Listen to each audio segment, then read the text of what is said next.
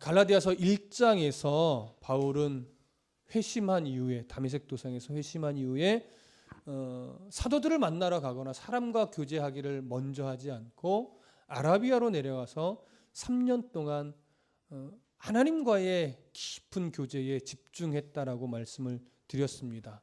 그런 후에 예루살렘으로 올라와서 베드로를 개인적으로 만나서 15일간 교제했었다라고 말씀을 드렸습니다.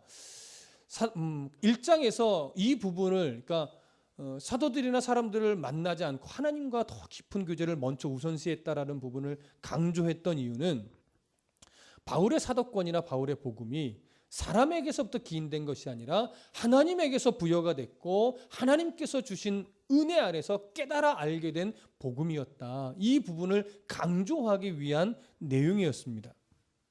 근데 오늘 본문 2장으로 들어와서는 이제 바울이 예루살렘에 가서 사도들을 개인적으로 만나서 복음에 대해, 물론 그 복음 안에는 할례와 율법에 관련된 내용을 포함하여 그런 부분을 개인적으로 만나서 사도들과 나누었다라고 하는 부분을 강조하고 있습니다.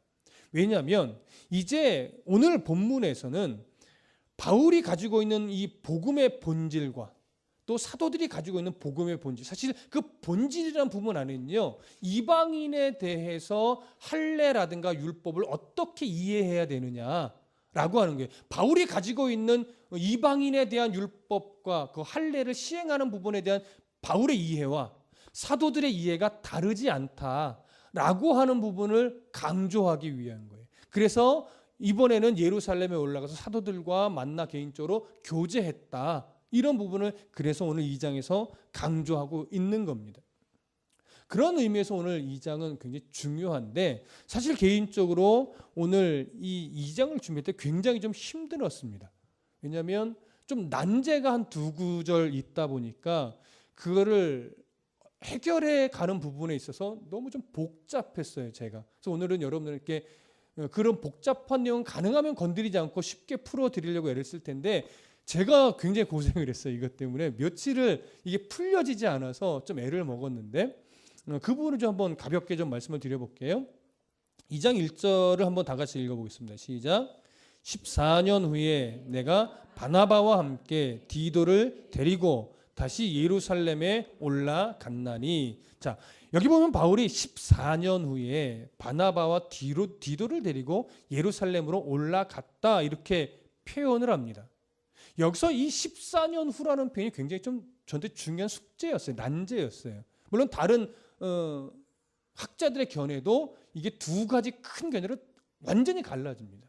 무슨 말이냐면 여기 14년 후에 바나바와 함께 디도를 데리고 예루살렘에 올라갔다라고 이 예루살렘에 올라간 사건이 1장에서 바울이 회심 후에 처음 베드로를 만나기 위해 예루살렘에 올라갔던 게 회심 후 첫 번째 예루살렘에 올라간 거예요.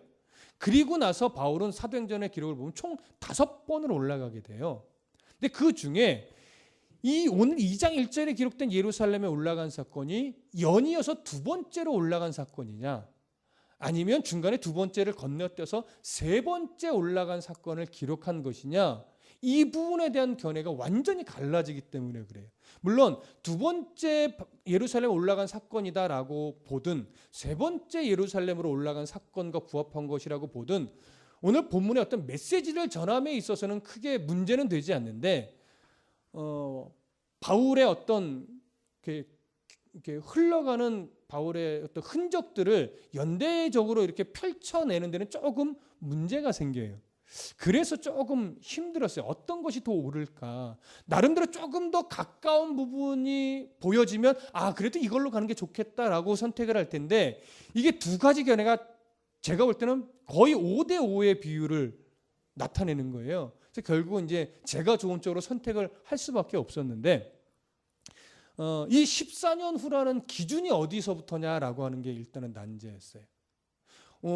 본문에 흘러가는 흐름으로만 보면 1장에서 이 바울이 첫 번째로 예루살렘에 올라가서 베드로를 만났다. 그리고 그 후로부터 14년이다. 이렇게 볼 수 있어요. 그러니까 첫 번째 예루살렘에 올라와서 베드로를 만난 이후부터 14년 후라면 연대기적으로 이미 이제 공인화되어 있는 연대기적으로 계산해 보면 이것은 바울이 세 번째 예루살렘에 올라간 게 돼요. 세 번째 예루살렘에 올라갈 땐 그냥 올라간 것이 아니라 그때는 예루살렘에서 사도들의 공식적인 공의회 회의가 열렸었습니다. 이 회의는 이방인들에 대해서, 이방인 기독교인들에게 대해서 율법을 어떻게 할 것이냐, 시행하게 할 것이냐, 안 해도 무방한 것으로 할 것이냐, 이 결정을 위한 회의였어요. 물론 여기에도 바울은 참석을 했었습니다. 근데 또 다른 견해는 뭐냐면 이것이 예루살렘에 처음 방문했을 때의 기준이 아니라 처음 회심했을 때, 회심한 이후 3년 만에 예루살렘에 처음 올라갔잖아요. 그리고 다시 회심할 때를 기준으로 14년 후다, 이렇게 보는 거예요. 근데 그 14년, 그런 견해의 14년 후라면 이것은 두 번째 예루살렘을 방문한 것이 됩니다. 근데 1장을 강의할 때 우리가 어떤 내용을 나눴냐면 사도행전의 기록보다도 바울의 흔적을 정확하게 기술하고 있는 갈라디아서가 더 정확하게 기술하고 있다. 그래서 이 흔적을 따라갈 것이다. 왜냐하면 사도행전에서는 아라비아로 갔다라고 하는 기록이 없단 말이죠. 그래서 마치 회심하고 바로 예루살렘에 온 것처럼 기록되어 있지만 갈라디아서는 회심한 이후에 예루살렘에 가서 3년을 있고 다시 예루살렘으로 올라갔고 다시 그 다음에 다소로 갔고 안디옥으로 갔고 그 다음에 이제 선교여행을 출발하는 이런 경로를 보여주고 있거든요. 그런 견해로 따지면 사실은 두 번째 예루살렘으로 올라간 것이 더 맞을 텐데 이것이 두 가지의 주장들을 뒷받침하는 견해들이 거의 근거가 다 되는 거예요. 그래서 어느 것이 옳을까를 좀 고민을 많이 했는데 오늘 우리는 그 두 가지 견해들 중에서 이것이 회심할 때를 기준으로 해서 두 번째 예루살렘 방문한 것으로 그렇게 오늘 보려고 합니다. 예. 그러나 나중에 우리가 조금 더 이렇게 성숙해지고 깊어지고 신학적으로 더 넓어졌을 때 어쩌면 다른 견해가 더 맞다라고 할지도 모르겠어요. 그러나 지금의 우리의 한계 안에서는 일단 이것이 회심 때를 기준으로 해서 이 2장 1절에 예루살렘에 올라간 사건은 두 번째 예루살렘에 올라간 사건으로 오늘 보고자 합니다. 이해되시죠? 자, 그러면 두 번째 예루살렘에 방문한 것으로 보는 이유가 뭐냐라고 할 때 몇 가지 좀 이유를 좀 여러분들에게 먼저 말씀을 드릴게요. 아까 말씀드렸던 만약에 세 번째 예루살렘에 방문한 것을 오늘 본문의 내용과 만약에 연계를 한다면 그것은 공적인 방문이에요. 왜 공적인 방문이냐면 아까 세 번째 예루살렘에 올라간 이유는 예루살렘의 사도들이 율법에 관한 문제로 인해서 공식적인 회의, 예루살렘 공의회가 열렸기 때문에 그것에 참석하기 위해서 올라간 거예요. 그렇다라면 바울은 각 사도들을 개인적으로 사사로이 만날 이유가 사실 없습니다. 공식적으로 참여하여 공개적으로 이야기를 나누고 공개적인 결과의 내용을 기록하는 것이 사실은 더 자연스럽습니다. 근데 지금 오늘 본문에서는 그 회의에 공식적으로 참여하여 그 공의에서 어떤 결정이 내려졌다 이런 표현이 전혀 없어요. 오히려 바울이 사도들을 어떻게 사사로이 만났다, 개인적으로 만났다 이런 표현이 오히려 더 많다라고 하는 것이죠. 그렇기 때문에 이것은 두 번째 올라간 사건으로 보는 것이 옳지 않겠는가 이런 어떤 주장이 하나가 또 있고요. 그 다음에 2장 2절을 좀 보시면 거기에 이런 표현이 있습니다.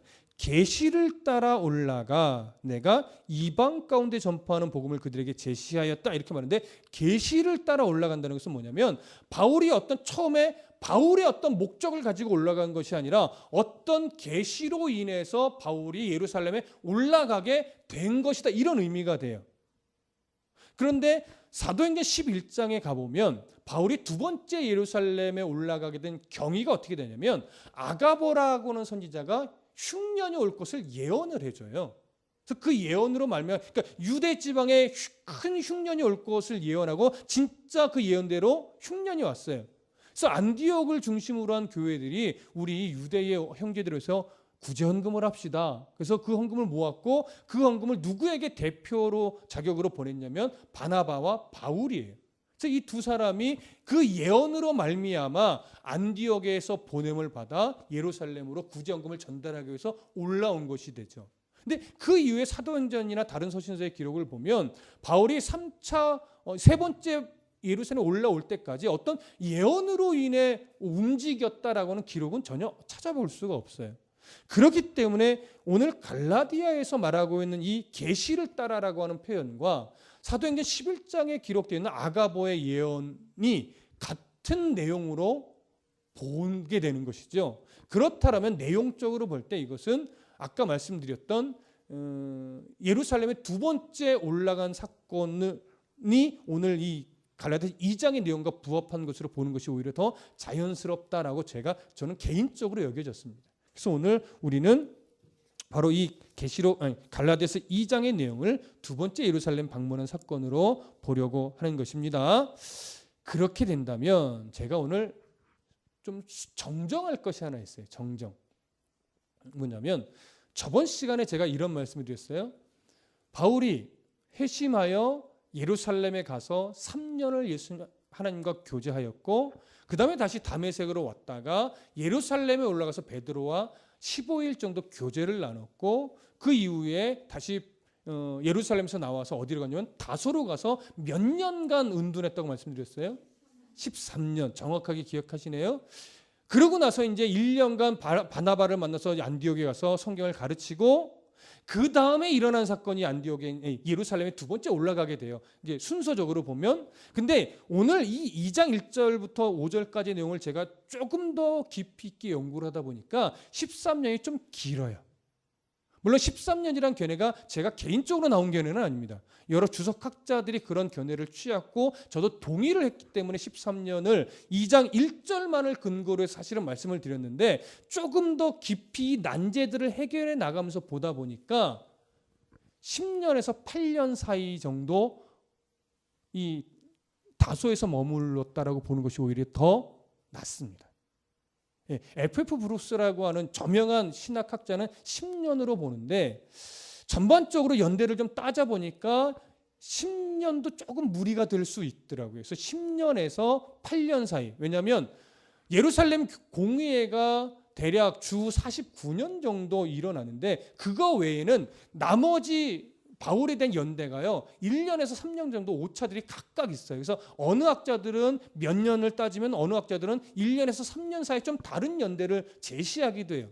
이런 연대에 약간씩의 오차가 있다 보니까 그 오차들을 이렇게 저렇게 제가 나름대로 계산을 하다 보니까 10년에서 8년 사이로 보는 것이 지금 오늘 2장과 연결해서 볼 때 오히려 더 옳겠다. 이런 판단이 들어갑니다. 그래서 다소에서 머무른 기간은 13년으로 보는 건 좀 길고 10년에서 8년 사이 정도로 우리가 보는 것이 옳겠다 이렇게 여겨져서 제가 다시 한번 정정을 해드립니다. 자, 그러면 이제 1절과 2절만 다시 한번 읽어볼게요. 갈라디아서 2장 1절과 2절 함께 읽습니다. 시작.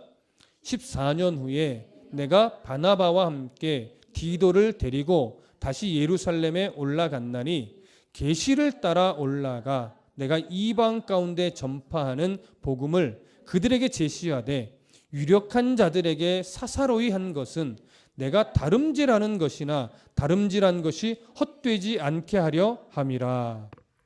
자, 이 구절을 보면 바울은 바나바와 함께 디도를 데리고 계시를 따라 예루살렘에 올라가게 되었다라고 기록하고 있습니다. 아까 제가 이 부분에 대해서 설명을 한번 드렸지만 사도행전을 다시 한번 좀 가서 볼게요. 사도행전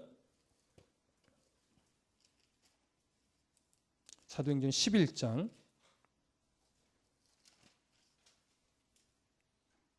19절에서부터 30절까지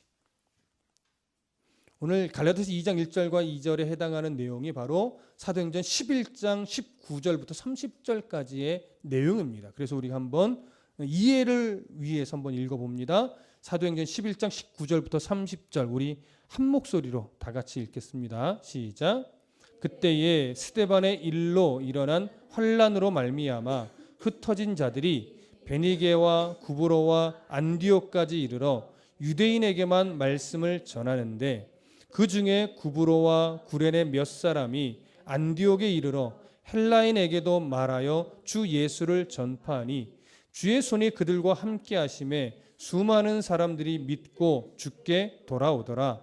예루살렘 교회가 이 사람들의 소문을 듣고 바나바를 안디옥까지 보내니 그가 이르러 하나님의 은혜를 보고 기뻐하여 모든 사람에게 굳건한 마음으로 주와 함께 머물러 있으라 권하니 바나바는 착한 사람이요 성령과 믿음이 충만한 사람이라.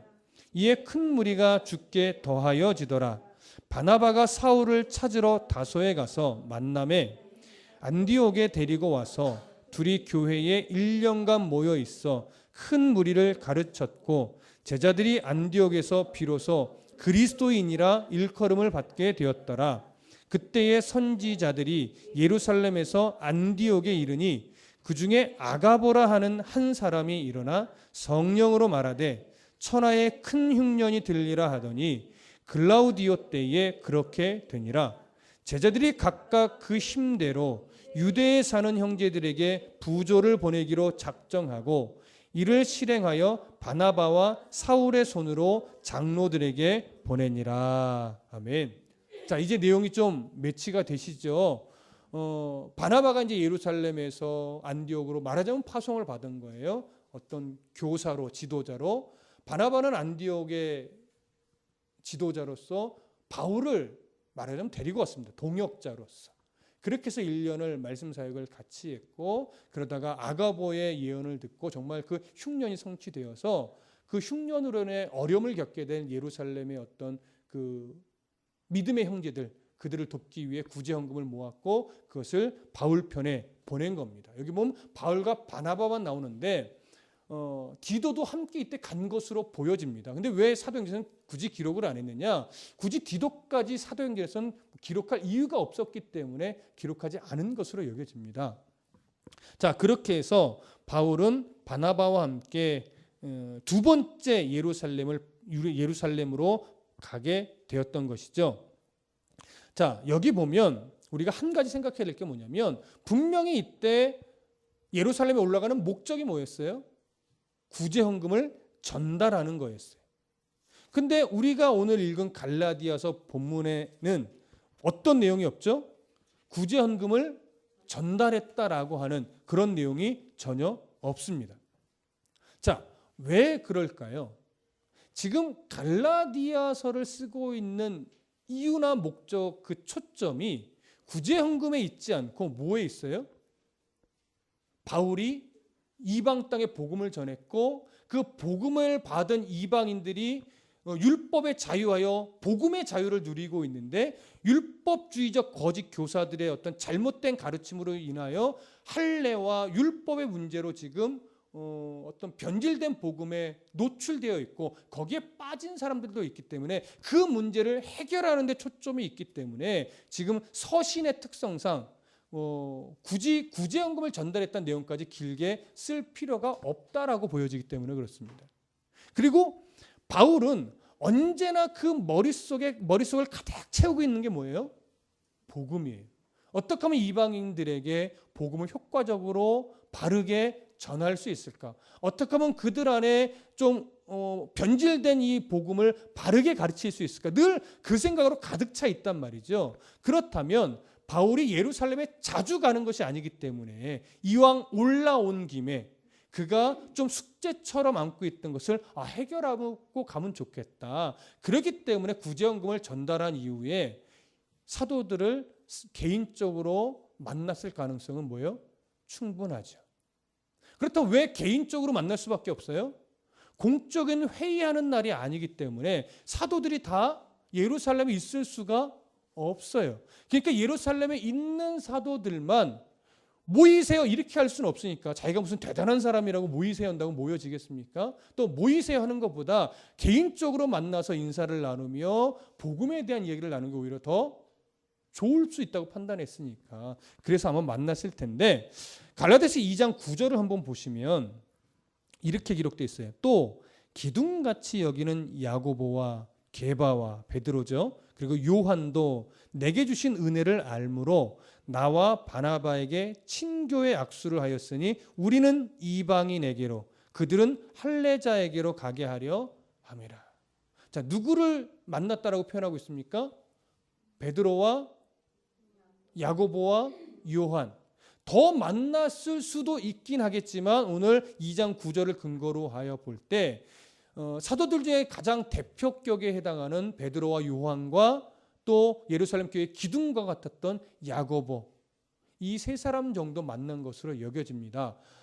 베드로와는 물론 한 10여 년 전에 만난 경험이 있었지만 이제 다시금 만나서 자기가 이방 땅에 전했던 복음에 대해서 나누었을 것이고, 그 나누는 내용 안에는 분명히 이방인에 대한 할례 문제와 율법 준수 문제를 분명하게 거론했을 겁니다. 근데 오늘 2장 9절에서 잠깐 엿볼 수 있는 건 뭐예요? 그 베드로나 요한이나 야고보가 그 할례와 율법의 문제를 어떻게 한 것 같아요? 자유하다, 이렇게 여긴 거죠. 그러나 다른 사도들은 대부분, 베드로는 더 좀 심했지만 율법을 지키면서 복음을 전했던 자들이에요. 그 이유는 뭘까요? 율법을 해야만 하기 때문에? 아니에요. 그는 유대인이었고 예전부터 율법을 행해오던 사람이었어요. 그러나 율법을 행해야만 한다는 율법주의자는 절대 아니었죠. 그럼에도 불구하고 그들은 율법을 행하면서 복음을 전했어요. 누구에게? 유대인들에게. 오늘 여기도 나오죠. 바울은 이방인에게로, 그리고 그들은 할례자에게로. 누구를 말하는 거예요? 유대인들을 말하는 거예요. 유대인들에게 복음을 전해야 하기 때문에 베드로는 더 효과적으로 전하기 위하여 그도 절기를 지키고 율법을 지켰어요. 구원의 방편으로서가 아니라 늘 지켜오던 문화의 하나로. 그래서 나중에 바울도요, 디모데 같은 경우는 할례를 행하게 했죠. 왜냐하면 디모데의 어머니가 유대인이었기 때문에. 그래서 유대인과 만나는 자리에서 디모데가 더 효과적으로 복음을 전할 수 있도록 할례를 행하게 했습니다. 그러나 그 할례는 구원의 문제가 아니라 문화의 하나로 하게 했던 거예요. 바울은 이렇게 사도들을 만나서 복음과 율법의 문제를 행하면서 그것에 있어서 자유하다라고 하는 것에 대해 확인할 수 있었을 것입니다. 그러나 여기서 한 가지 분명하게 해야 되는 것은 뭐냐면, 바울이 이렇게 사도들과 만나서 복음과 율법의 문제를 이야기 나눌 때 그것은 승인받기 위해서는 아니라는 거예요. 승인을 위해서가 아니라 함께 나누면서 나는 이렇게 가르쳐 왔는데 사도들은 그것을 인정하는가, 그들도 똑같은 생각인가를 뭐하기 위해서? 확인하기 위해서. 다른 표현을 하면 좀 인정되게 하기 위해서. 그래서 사도들도 나의 생각과 동일하다는 것이 한 번 더 확인이 된다면 바울은 이방 땅에 할례나 율법의 문제에서 자유하여 분명하게 복음을 전하는 데 오히려 더 효과적이 될 수 있고, 또 이렇게 돼야만 앞으로 율법주의적 기독 교사들이 헛된 소리를 할 때 그거 틀렸다, 사도들도 나와 함께 확인했다, 이렇게 단호하게 이야기할 수 있기 때문에 그런 것입니다. 그래서 바울은 그런 의도로 지금 베드로와 요한과 또 야고보를 중심으로 만나서 이런 내용들을 하게 된 것입니다. 그렇다면 2장 2절 중반 이후에 이렇게 바울이 말합니다. 내가 이방 가운데 전하는 복음을 그들에게 제시하되 유력한 자들에게 사사로이 한 것은 내가 다름질하는 것이나 다름질한 것이 헛되지 않게 하려 함이라. 그동안 바울이 전했던 복음이, 또 그렇게 복음을 위해 열심히 살아온 세월이 헛되게 되지 않게 하기 위해서 내가 그들과 만나서 복음에 대한 진지한 이야기를 나누었다라고 하는 것이죠. 만약에 사도들이 아니다, 그래도 이방인들도 율법을 하고 행하고 할례를 하는 것이 옳다라고 만약에 그들이 말했다면 기독교는 기독교가 아니라 그냥 유대교의 한 일파밖에 되지 않았을 겁니다. 무슨 말씀인지 이해되시죠? 그런데 사도들도 바울의 말이 옳다, 우리들도 그렇게 생각한다, 다만 우리는 유대인들에게 복음을 전하기 위해서 늘 우리가 살아왔던 대로 율법을 그냥 행하고 있을 뿐이다, 그건 전혀 문제되지 않는다라고 확인했기 때문에 바울은 그동안에 복음을 위해 살아왔던 흔적이 전혀 헛되지 않게 되었던 겁니다. 여러분, 우리는 바울이나 베드로처럼 각자의 주어진 환경 속에서 더 바른 성도로 살아가기 위해 애쓰고 있습니다. 각자의 환경도 다르고 살아가는 패턴도 다르고 또 살아왔던 흔적들도 다 다릅니다. 그러나 이제는 말씀 안에 우리가 하나가 되어서 그 살아왔던 환경도 다르고 지금의 상황도 다르고 지금의 살아가는 장소나 여건도 다 다릅니다. 그럼에도 불구하고 그곳에서 우리가 말씀 하나 붙잡고 어떻게 하면 더 성도다울까를 고민하며 각자의 위치에서 그렇게 살아가는 이유가 뭡니까? 지금 우리가 살아가는 이 삶의 흔적들이 헛되게 되지 않기 위해서입니다. 여러분, 아무리 많은 것을 소유하고 아무리 높이 올라가고 아무리 내게 풍요로운 삶이 주어진다 하더라도 그것이 바른 복음 위에 세워져서 주어진 것이 아니라면 하나님이 보실 때는 아무런 가치가 없는 삶이 됩니다. 우리들이 앞으로 주님 부르실 날이 언제가 될지는 알 수 없으나 주님 부르실 때 우리의 삶이 정말로 가치 있는 삶으로 하나님 앞에 만나기 위해서는 우리가 살아가는 그 각자의 위치와 역할과 그 속해진 곳에서 정말로 복음의 가치를 가지고 살아갈 때 우리들의 인생이 헛되지 않은 인생이 됩니다. 바울이 이방 땅에서 그렇게 순교하며 인생을 드렸을 때 그의 인생이 헛되지 않은 이유는 그게 거의 죽음에 이를 정도로 40의 하나 감암매를 수차례 맞고 감옥에 갇히며 순교했던 그 삶이 헛되지 않은 이유는 복음의 가치를 확인하고 끝내 복음 하나 붙잡고 헛된 삶이 되지 않기 위해 몸부림쳤던 삶이었기 때문에 그렇습니다. 저나 여러분들의 삶이 정말 주님 만날 그때 헛되지 않기 위해서는 지금 복음에 바르게 뿌리를 내리고 그 뿌리가 뽑히지 않도록 말씀으로 잘 지켜내며 오늘도 우리에게 이미 씌워져 있는 이 구원의 투구, 구원의 감격을 잃어버리지 않도록 말씀으로 늘 지켜내며 살아가는 이 싸움을 끝내 해내셔야만 하는 겁니다. 그럴 때 우리는 하나님이 인정하시는 참으로 가치 있는 삶, 헛되지 않은 삶을 살아가게 되는 것입니다. 지금도 그런 삶을 살아내고 있고 그런 나의 모습을 바라보고 계시겠지만 조금 더 5년 후에 되돌아보아도 10년 후에 되돌아보아도 또 많이 노년이 되어 이제 얼마 안 남았구나 라고 하는 그 세월 속에 다시 한번 내 인생을 뒤돌아보았을 때에도 말씀 붙잡고 잘 살아왔구나. 정말 말씀의 갇혀서 벗어나지 않으려고 참 부단히도 몸부림쳤었다. 수없이 비껴나가는 흔적도 있지만 그때마다 나를 잡아 이끌어 주셨던 하나님, 또 말씀으로 깨달아서 내 스스로 나를 치며 복종시켰던 그 싸움의 흔적들이 참 잘 해왔구나. 참 내 인생은 헛되지 않았다. 이런 고백을 가지고 우리 주님 만날 수 있는 우리 모두가 되기를 소원합니다. 기도하겠습니다.